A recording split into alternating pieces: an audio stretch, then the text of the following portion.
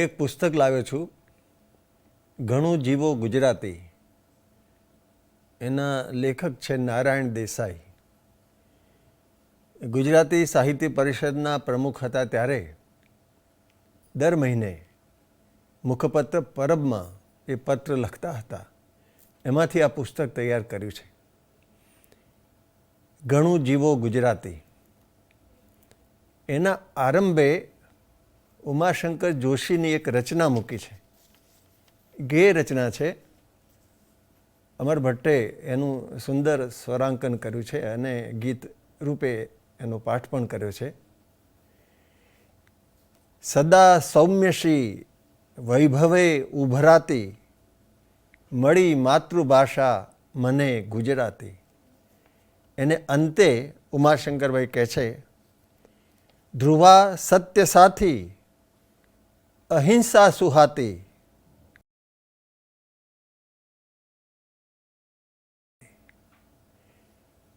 આ નારાયણ દેસાઈના પુસ્તકમાં ગુજરાતીનો ગાંધીગીરા તરીકે ઉલ્લેખ ન થાય તો જ નવાય.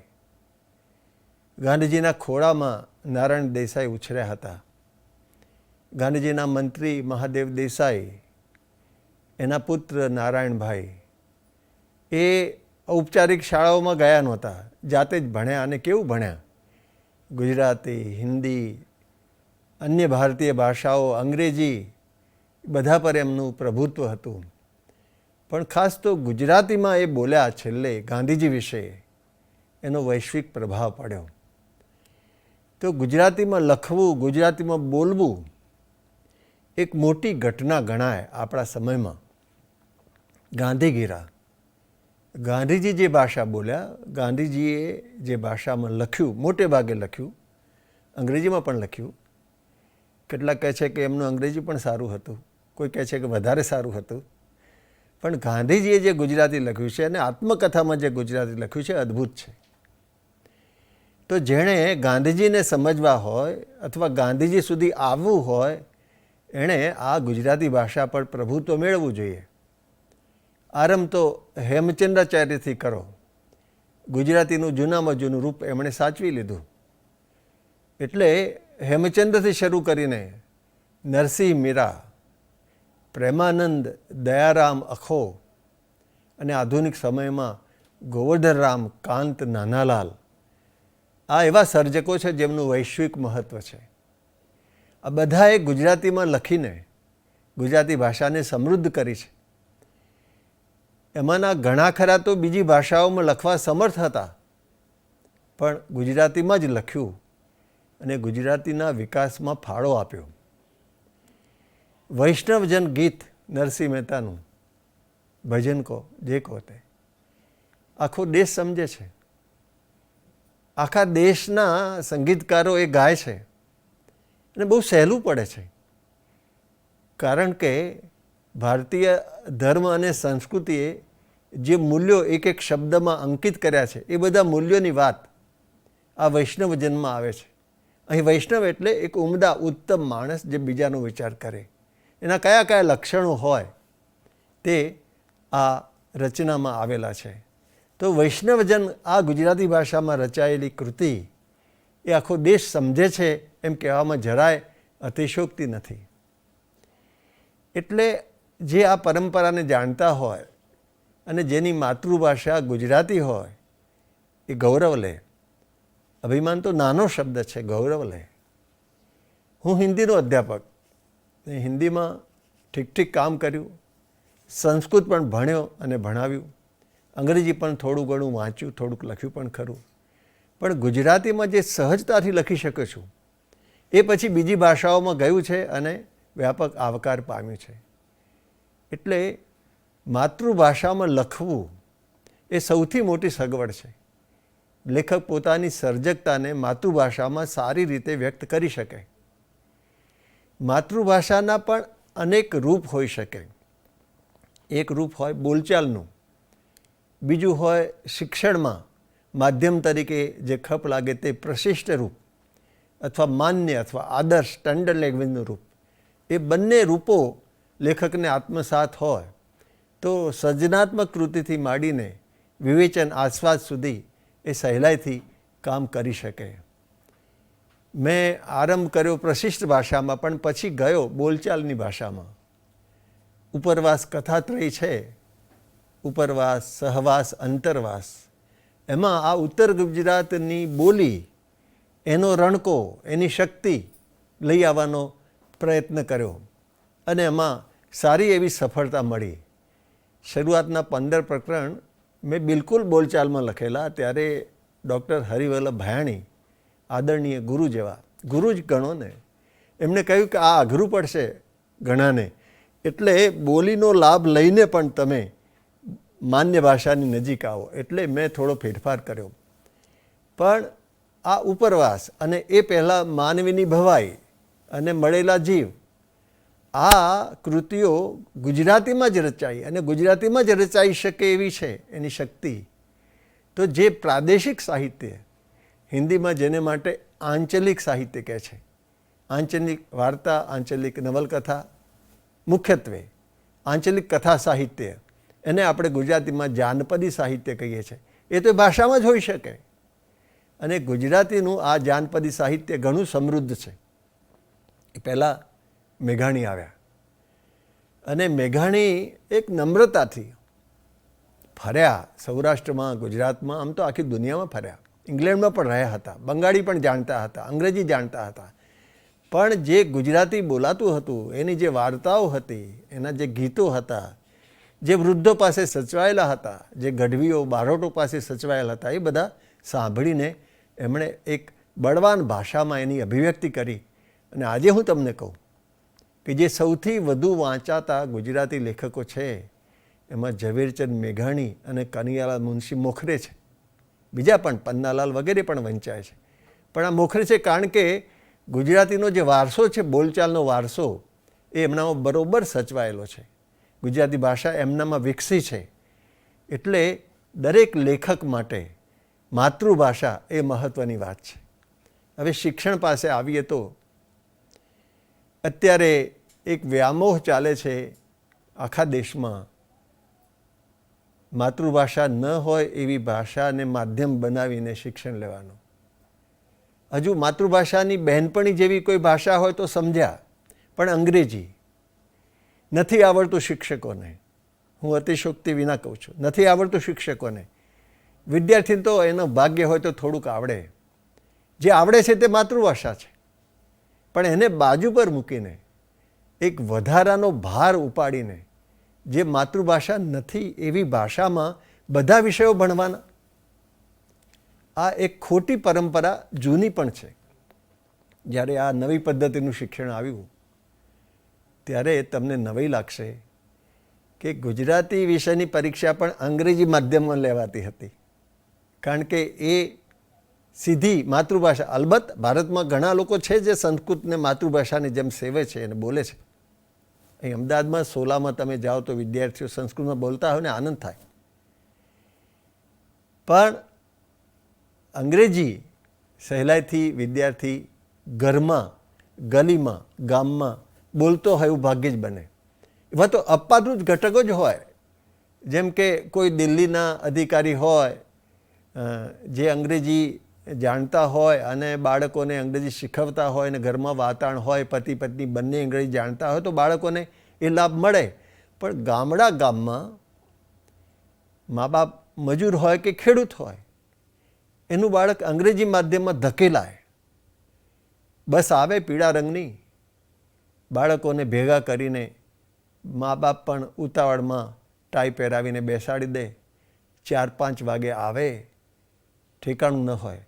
તમને તમિલનાડુનો દાખલો આપું. ત્યાંના કુલપતિ ગ્રામ ભારતી આવ્યા હતા, ત્યારે એમને પૂછેલું મેં, તો એમણે કહ્યું કે 1 થી 12 ધોરણ સુધી અમે અંગ્રેજી ભણાવીએ છીએ અને 1 થી 12 ધોરણ સુધી તમિળ ભણાવીએ છીએ. 1 થી 12 ધોરણ સુધી. ગુજરાતમાં 10મામાં ગુજરાતી રાખવાનું તો વળી હમણાં પાકું થયું. પહેલાં તો એ સ્વૈચ્છિક હતું. પણ શિક્ષણના જાણકારો, શિક્ષકો, લેખકો એવું માને છે કે 1 થી 12 ધોરણ સુધી ગુજરાતી વિષય બરાબર ભણવામાં આવે, એની પરીક્ષા બરાબર લેવામાં આવે અને એના ગુણ ગણતરીમાં લેવામાં આવે. એવો ભ્રમ છે કે ઇજનેરી અને તબીબી વિદ્યામાં ભાષા શિક્ષણનું શું મહત્ત્વ છે. એક મોટા વિજ્ઞાની છે પંકજ જોશી, મૂળ ભાવનગરના. એમણે બ્રહ્માંડ દર્શન નામનું પુસ્તક ગુજરાતીમાં લખ્યું છે. એ જગતના અનેક વિજ્ઞાનીઓને મળેલા છે, ઘણું બધું કામ એમણે કર્યું છે. એ માને છે કે મનુષ્યનો વિકાસ, મનુષ્યની વિદ્વત્તાનો વિકાસ, એના સંશોધનનો વિકાસ એ માતૃભાષામાં સૌથી વધારે શક્ય છે. એક સમજણ ખાતર કહું કે માતાની જ ભાષા માતૃભાષા એમ નહીં, પણ ઉછેરની ભાષા. એટલે ક્યારેક એવું બને કે બાળક નાનું હોય, 2-3 માસનું હોય અને બીજે ક્યાંક મૂકવામાં આવ્યું હોય, તો એ જ્યાં મૂકવામાં આવ્યું હોય ત્યાં જે ભાષા હોય અથવા ત્યાં જે અવાજો હોય, માનવ બાળને પશુઓ સાથે રાખ્યું હોય તો એ પશુઓનો અવાજ સાંભળીને એમાં બોલે. તો બીજી ભાષાના વિસ્તારમાં નાનપણથી જ, એટલે કે 3-4 મહિનાનું બાળક, 6 મહિને તો બાળક માં બોલતું થઈ જાય છે. તો એ પરિસ્થિતિમાં જે ભાષા હોય એ આત્મસાત કરે એ સ્વાભાવિક છે. પણ હવે નવા સંશોધન તો એવા પણ થયા છે કે ગર્ભાવસ્થામાં પણ સંસ્કાર માતૃભાષાના બાળક પ્રાપ્ત કરે છે. એટલે આ કોઈ માથે લાદવાની વાત નથી, આ કોઈ આદર્શની વાત નથી, આ વિજ્ઞાનની વાસ્તવિક વાત છે કે માતૃભાષામાં શિક્ષણ આપવું જોઈએ. અને ગુજરાત યુનિવર્સિટીએ પહેલ કરેલી એ જે ગુજરાત વિદ્યાપીઠ, નવજીવન, એના કાર્યકરો એ બધા અહીં યુનિવર્સિટીમાં આવ્યા અને ઉમાશંકર જોશી સુદ્ધા, વિક્રમ સારાભાઈ સુદ્ધા, બધાએ અહીં પહેલ કરી અને ઉચ્ચ શિક્ષણના પાઠ્યપુસ્તકો પણ ગુજરાતી ભાષામાં તૈયાર થયા અને સારા ચાલ્યા. હવે અનુવાદ તમે કરી શકો, સ્વતંત્ર લેખન પણ કરી શકો, તો એને કારણે નવા શબ્દ પ્રયોગો પણ આવે. આજે મનોવિજ્ઞાન છે તો પતંજલિ એણે જે શબ્દ પ્રયોગો કર્યા હોય સંસ્કૃતમાં, પારિભાષિક શબ્દો જેમાં સંકલ્પના હોય, એ આધુનિક મનોવિજ્ઞાનને પણ ખપ લાગે. એટલે ઉચ્ચ કક્ષાએ તમે માતૃભાષાનું શિક્ષણ આપો તો એથી ફાયદો છે. જોખમ ક્યાં આવ્યું કે આજે કમ્પ્યુટર આવ્યું એ મોટે ભાગે અંગ્રેજીની અપેક્ષા રાખે છે અને એને કારણે સહેલું પણ પડે. એમાં જે લિપિ છે એમાં અક્ષરો ઓછા છે, એની પણ સગવડ છે. પણ બીજી બાજુ જે અભ્યાસો થયા છે, દેવનાગરી લિપિ જે ગુજરાતી, મરાઠી, હિન્દી એ બધામાં ખપ લાગે છે, એ ઉચ્ચારણ માટે વધુ વૈજ્ઞાનિક છે.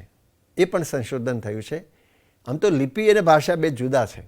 કોઈ પણ ભાષાને કોઈ પણ લિપિમાં લખી શકાય, પણ દરેક ભાષાની પોતાની એક લિપિ હોય છે અને એક સગવડ હોય છે અને મુદ્રણ સાથે એનો એક કાયમી સંબંધ હોય છે. એમાં ફેરફારો કરવા માટે ઠીક પ્રયત્નો થયા, પણ હજુ સુધી ગુજરાતમાં જે લિપિ ગાંધીજીના વારાથી ચાલે છે અને ગુજરાત વિદ્યાપીઠનો જે શબ્દકોશ છે એને અધિકૃત માનીને ગુજરાતી લખવામાં આવે છે. પ્રકાશકો પણ એમાં પ્રકાશન કરે છે. એટલે એને માનીને જ આપણે ચાલવું જોઈએ. એક મુદ્દો આ પણ કહું કે ભારતીય ભાષાઓમાં ગુજરાતી એક એવી ભાષા છે જેનો સળંગ ઇતિહાસ મળે છે. દરેક સદીના એના દાખલા મળે છે. અને ડૉક્ટર હરિવલ્લભ ભાયાણીએ તો સદીવાર વ્યાકરણ લેખન પણ શરૂ કર્યું. એના કેટલાક ગ્રંથો તો એમણે પ્રગટ પણ કર્યા. એટલે આ સળંગ સૂત્ર મળતી ભાષા, દરેક સદીની કડીઓ મળે છે, દરેક સદીના શબ્દ પ્રયોગો મળે છે, એની કૃતિઓ મળે છે. મધ્યકાળનું ગુજરાતી સાહિત્ય ઘણું સમૃદ્ધ છે, એમાં જૈન સાહિત્યનો પણ ઘણો ફાળો છે. અને આધુનિક કાળમાં આવતા આવતા એક એવા સંત જે ઉત્તર ગુજરાતમાં જન્મ્યા હતા પણ અહીં આવ્યા અને ગુજરાતીમાં બોલ્યા, સહજાનંદ સ્વામી, જેને શ્રીજી મહારાજ કે ભગવાન સ્વામિનારાયણ કહે છે, એમણે ગુજરાતીમાં જે સેવન કર્યું, જે વક્તવ્યો આપ્યા, એ સંતોએ લખ્યા. એટલે એમાંથી વચનામૃત તૈયાર થયું. ઘણા બધા ધાર્મિક ગ્રંથો પછીથી લખાયા છે, પણ આ તો તે ધર્મના આચાર્ય દ્વારા બોલાયું, તે સંતોએ નોંધ્યું અને એમાંથી ગ્રંથ તૈયાર થયો. એટલે વચનામૃત ઉમાશંકરભાઈ કહે છે કે ગુજરાતી ભાષાનો એવો ગદ્ય ગ્રંથ છે જેને આપણે આગળના ગ્રંથ તરીકે ઓળખાવી શકીએ. એમાં જે રૂઢિપ્રયોગો છે, વ્યાકરણના જે પ્રયોગો છે એ પણ રસ પડે એવા છે.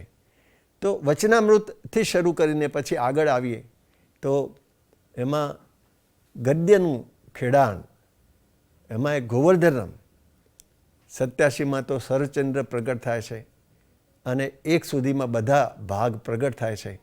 સરસ્વતીચંદ્ર, હવે સાહિત્ય અકાદમી એનો હિન્દી અનુવાદ, પૂરો શબ્દશઃ અનુવાદ પણ પ્રગટ કર્યો છે. એ ગ્રંથ મળે છે. એ જમાનામાં આ દેશમાં સરસ્વતીચંદ્રની કક્ષાનો કોઈ મોટો ગ્રંથ નહોતો. અને આ વકીલ હતા, અંગ્રેજી બહુ સારું જાણતા હતા. પ્રસ્તાવના અંગ્રેજીમાં લખી છે, પણ નવલકથા એમણે ગુજરાતીમાં લખી અને એનું કાયમી મહત્ત્વ છે. એ વિદ્યાર્થીઓના સંક્ષેપો અને જાગૃત વિદ્યાર્થીઓ પછી આખી કૃતિ વાંચે છે, પણ લેખકો તો આ કૃતિ અનિવાર્યપણે વાંચે છે, કારણ કે મોટા ગજાનો લેખક કેવું લખી શકે એનું આ દ્રષ્ટાંત છે. પછી આવે મુનશી. તો મુનશી ગોવર્ધનરામના ગદ્યથી વધુ બોલચાલની નજીક ગયા, મેઘાણી એનાથી પણ વધુ ગયા. અને ગાંધીજી તો જે આત્મકથાની ભાષા છે, ટૂંકા વાક્યો અને એમાં જે સૂચક શબ્દો, લક્ષણાનો પ્રયોગ, એટલે અનુભવની વાત જ્યારે કરવાની હોય ત્યારે તમારી પોતાની ભાષા, તમારી માતૃભાષા એ કેટલી બધી મદદરૂપ થાય છે એ ગાંધીજીની આત્મકથામાં જોઈ શકાય.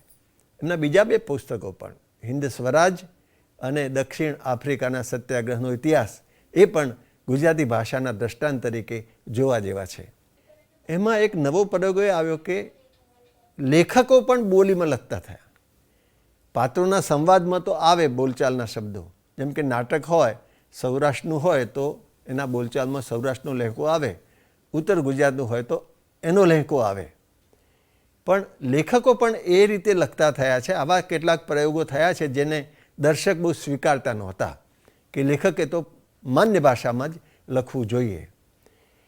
પણ વધુ તો સાહિત્ય કરતાં પત્રકારત્વ જે આવ્યું, ગુજરાતમાં દૈનિકો, સાપ્તાહિકો, સાહિત્યિક સામયિકો એટલી મોટી સંખ્યામાં ચાલે છે અને એટલા બધા વિવિધ વિષયો એમાં આવતા જાય છે કે એને કારણે પણ ગુજરાતી ભાષાનો વિકાસ થતો જાય છે. મેં જે થોડું કામ કર્યું પીએચડી માટે, हिंदी और गुजराती की क्रियावाचक धातुओं का तुलनात्मक अध्ययन, comparative study of Gujarati Hindi verbal roots. તો ત્યારે સંસ્કૃત, પ્રાકૃત, જૂની ગુજરાતી અને વર્તમાન ગુજરાતી, એ રીતે સંસ્કૃત અને હિન્દી આ જે સંબંધ હતો એ પણ જોવાનું બન્યું. આ જે ગુજરાત છે, આજનું ગુજરાત, ગુજરાત, સૌરાષ્ટ્ર, કચ્છ, પણ એક સમયે એ બહુ વિશાળ હતું. એ મધ્યપ્રદેશ અને રાજસ્થાનની સીમાઓને પણ સ્પર્શતું હતું. એટલે એનો શબ્દ ભંડોળ બહુ જ સમૃદ્ધ છે. શાસનને કારણે અને ખાસ કરીને સાંસ્કૃતિક આદાન પ્રદાનને કારણે આ જે વિકાસ થયેલો એ નમૂનારૂપ છે. અને ઘણી બધી કથાઓ પણ એવી છે કે જેમાં આ પ્રદેશના ઉલ્લેખો પણ આવે છે. મીરાબાઈ, આમ તો વિદ્વાનો કહે છે કે મીરાબાઈ તો મારવાડીમાં લખ્યું એટલે થોડું લખ્યું પણ છે, પણ ગાયું. હિન્દી કવયિત્રી તરીકે પણ એમના પ્રત્યે આદર છે, ગુજરાતી કવયિત્રી તરીકે પણ આદર છે, અને ખાસ તો ગામડાના ભજનિકો પણ મીરાબાઈને ગાય છે. ને કારણે મીરાબાઈ કંઠસ્થ છે, નરસિંહ મહેતા કંઠસ્થ છે. અને પ્રેમાનંદે તો પ્રતિજ્ઞા લીધી હતી, જ્યાં સુધી ગુજરાતી ભાષાનું ગૌરવ નહીં વધે ત્યાં સુધી હું પાઘડી નહીં પહેરું. અબે તબેકા એકડમ તિકડમ સુસા પૈસા 4, એ ઉક્તિ પ્રચલિત હતી. બીજી ભાષાનું થોડું વધારે બજારું મૂલ્ય હતું, ગુજરાતીનું ઓછું હતું. સુસા પૈસા 4 એ વધે એ માટે એમણે કામ કર્યું. અને એ સિવાય પણ તમને કહું કે પ્રેમાનંદ જેવા કથા કાવ્ય, પ્રબંધ કાવ્ય, આખ્યાન લખનાર બીજા કવિઓ બહુ ઓછા દેશમાં કે દુનિયામાં. ઉમાશંકર તો કહેતા કે જગતના 10 મહાકવિઓની ગણતરી તમે કરો જેમણે કથાનો આધાર લઈને વર્ણન કથનની મદદથી લાંબા કાવ્યો લખ્યા છે, એવા 10 કવિઓમાં પ્રેમાનંદનું સ્થાન આવે. તો ઉમાશંકર જ્યારે કાવ્ય રચે છે ત્યારે આ નરસિંહથી ગાંધી સુધીની જે ભાષા છે જેને ગાંધી ગીરા કહીને એનું ગૌરવ કરે છે, એનું ગૌરવ વધવું જ જોઈએ. અને જેમની માતૃભાષા ગુજરાતી છે એની તો એ જવાબદારી છે કે સ્વાધ્યાય કરે, લખે, વિકસે, વિકસાવે. 52માં જ્ઞાનપીઠ પુરસ્કારની જાહેરાત થઈ. એ બંગાળીના કવિ શંખ ઘોષને આપવાનો નિર્ણય થયો છે. શંખ ઘોષ ઉત્તમ કવિ હોવા ઉપરાંત રવિન્દ્રનાથના મોટા જાણકાર પણ છે. એ પહેલાં ગયા વર્ષે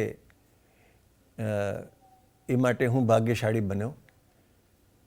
મારા લેખન બદલ જ્ઞાનપીઠનો 51મો પુરસ્કાર જાહેર થયો અને રાષ્ટ્રપતિજીના વરદ હસ્તે એના અર્પણનો કાર્યક્રમ પણ યોજાયો. મને આનંદ એ હતો કે રાષ્ટ્રપતિજી એ પોતે લેખક પણ હોવાથી એમના હાથે આ સન્માન પ્રાપ્ત થાય, એથી બેવડો આનંદ થાય, કાર્યક્રમનું પણ બેવડું ગૌરવ વધે. મેં જ્યાં જ્યાં સ્નેહીઓએ બોલાવ્યો ત્યાં એક વાત કરી કે આ જ્ઞાનપીઠ પુરસ્કાર મને મળ્યો છે એમ હું નથી કહેતો, પણ ગુજરાતી ભાષા સાહિત્યને મળ્યો છે એમ કહું છું. 1967માં ઉમાશંકર જોશીને નિશીથ માટે આ 3જો પુરસ્કાર પ્રાપ્ત થયો. નિશીથ અને બીજા કાવ્યોના અનુવાદો મેં અને ભોળાભાઈએ ગુજરાતીમાં કરેલા છે, જે પણ જ્ઞાનપીઠે છાપ્યા છે. એની ઘણી આવૃત્તિઓ થઈ છે. એ પછીનો પુરસ્કાર 85માં પન્નાલાલ પટેલને મળ્યો. આમ તો મળેલા જી, માનવીય ભાઈ વગેરે કૃતિઓ પોતે પણ આવા પુરસ્કાર માટે પાત્ર હતી, પણ ત્યારે નિયમ એવો થયો હતો કે સમગ્ર સાહિત્ય માટે આપવામાં આવે. તો પન્નાલાલની માનવીની ભવાઈનો અનુવાદ મેં હિન્દીમાં કરેલો છે, જે નેશનલ બુક ટ્રસ્ટે છાપેલો છે. અને અનુવાદ હું એટલા માટે કરી શક્યો કે હિન્દીના મોટા લેખક પ્રેમચંદજી, જેમણે ગ્રામજીવનનું લેખન કરેલું છે, એમને મેં બરાબર વાંચેલા હતા. એટલે ગુજરાતનું ગામડું એ હિન્દીમાં આવે તો કેવી રીતે આવી શકે, એમાં મને બહુ અગવડ ન પડી. પછી 2001માં આપણા કવિ રાજેન્દ્ર શાહને કવિતા માટે આ પુરસ્કાર મળ્યો અને એમના કાવ્યોનો પણ મેં હિન્દી અનુવાદ કર્યો મિત્રોની મદદથી, સંપાદન પ્રસ્તાવના સાથે. એટલે આ ગુજરાતી ભાષા એક સમૃદ્ધ ભાષા, એને હિન્દીમાં લઈ જતી વખતે જે આનંદ થાય, ઘણીવાર તો આપણને લાગે કે આ આપણી જ અભિવ્યક્તિ છે.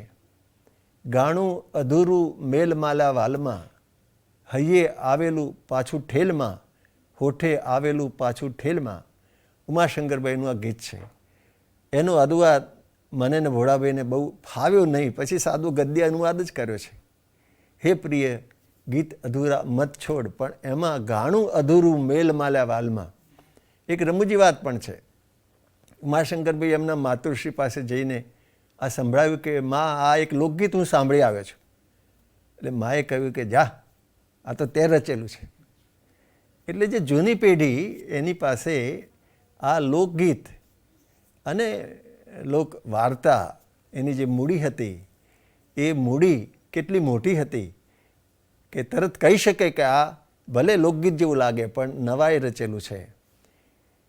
જ્યારે બધા પૂછે કે આ ભાષા ટકશે, હું કહું છું કે ટકશે. અમેરિકામાં ટકશે, કારણ કે નવરાત્રિમાં લોકો ત્યાં જે ગરબા કરે છે ગુજરાતી જ હોય છે. અને ફાલ્ગુની પાઠક ઈંધણા વીણવા ગઈ હતી એ લોકગીત તરીકે ગાય છે. એ છે રાજેન્દ્ર શાહની રચના. અને એક રચના લોકગીત જેટલી લોકપ્રિય થઈ જાય ત્યારે તમે એક ધન્યતાનો અનુભવ કરી શકો. એટલે નવરાત્રિ અને અન્ય જે ઉત્સવો છે, લગ્ન ગીતો છે, તો બહુ મહત્ત્વ આપું છું. અત્યારે બધા કેસેટ વગાડે છે, એમ નહીં, બધા ગાય, સાથે મળીને જે ગાય છે ને, ગાતી વખતે જ યાદ આવે. હું પારુબેનને કહું કે આ ગીત સંભળાવ તો ના સંભળાવે, પણ બધા સાથે બેઠાનું ઉપાડે એટલે આપોઆપ યાદ આવે. તો આ જે લોકગીતો છે, લગ્ન ગીતો છે, એમાં જે ભાષાની મૂડી છે એ પણ સચવાવી જોઈએ.